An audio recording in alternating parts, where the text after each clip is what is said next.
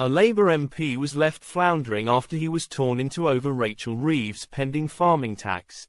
Esther McVey tore into Labour for their farming tax on the BBC this morning, accusing Rachel Reeves of basing it on miscalculations. The former cabinet minister left a Labour MP reeling as she warned him not to try justifying your mistakes. She blasted, "You didn't do the research on it. It was based on miscalculation." Even a Labour tax advisor, Dan Nidal, now having looked at the figures, has reversed what he said and actually you're doing it wrong. You're going to hurt farmers, farming families, and actually what you wanted to do is try and get those wealthy people who invest in land.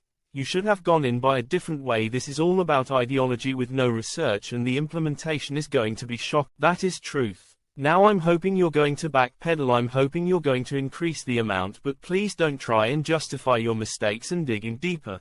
Why do you think we're having protests on the streets? You have made a big mistake on this.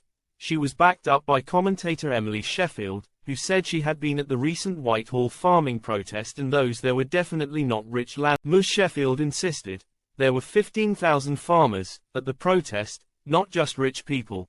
15,000 people don't gather in the freezing rain. Our teeth were chattering. There were a couple of old guys who passed out. They were not a bunch of rich landowners. These were people who literally feel you are threatening their farm. Talk about £3 million, it's complete. You're hitting people whose herd is worth money, and they are going to have to sell 20% of their farms just to pay a tax which is raising no money. Labour MP Mark Ferguson insisted he has a lot of sympathy for farmers, but tax revenues do need to be raised to improve services for rural communities. He added, everyone's going to have to pay their part.